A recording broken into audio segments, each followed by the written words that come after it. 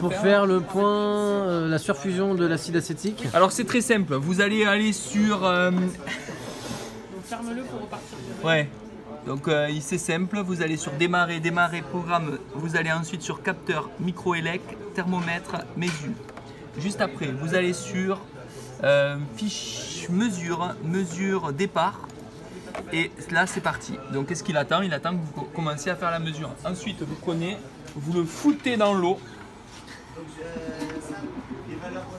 Et là, et bien sûr, il ne faut pas oublier Le thermomètre.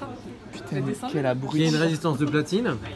Donc normalement qui n'a pas besoin d'être étalonnée puisque sa résistance dépend uniquement de la température. Non, c'est bien. Et c'est bon. Très bien. Et là, très bien. Merci à vous. Que la température décroît avec le temps, puisqu'on a plongé dans un bain de glace. Et on constate que nous sommes à une température inférieure à 10 degrés. Or, la température de fusion de l'acide acétique étant de 11 degrés, on devrait s'attendre à avoir du solide. Or, ici, on n'a absolument encore que du liquide. Donc, on a bien la concentration de l'acide acétique. Il faut la calculer. D'accord. Je désolidarise pour... Ça pourrait même arriver de ça m'en soupe. Ah ouais, ça paraît, on le voit bien. Hein. Ça y est. Oh, les beaux cristaux là. Ouais, on voit. Hein. Alors attends, on va faire essuie-glace.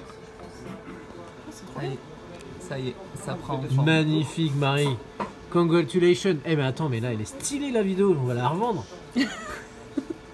On va se faire un blé, mon pote. Bon, alors ici on constate qu'il y a eu donc on était en surfusion, donc le fait d'avoir légèrement gratté le fond, on est passé donc à un changement d'état, donc on est passé de l'état liquide à un état solide, ce qui suppose que au cours de cette solidification il y a eu donc apport d'énergie, donc augmentation de la température parce que c'est une réaction qui est ici exothermique. Et rappelez-vous du dicton, quand il pleut il fait doux. C'est donc le changement de vapeur à liquide, donc c'est exactement le même processus qui est aussi exo-énergétique, donc exothermique. Voilà. Compétition entre une énergie de volume et une énergie d'interaction de surface. L'énergie de volume, elle est donnée, elle favorise en fait la création du solide. Cependant, quand on est en surfusion, cette énergie de volume, elle n'est pas assez grande pour que l'énergie de surface soit compensée. Parce que ça coûte en énergie en fait de faire une énergie de surface. Et donc là, tu es en phénomène de surfusion. Et dès que tu introduis, par exemple, tu grattes un peu, tu introduis de l'énergie et là, ça prend en masse. Parce que tu as suffisamment d'énergie en fait pour avoir cette énergie de surface. Et lorsque ça passe de l'état liquide à l'état solide, ouais. Tu fais une surfusion, mais tu passes de l'état liquide à l'état solide. Comment ça se transforme?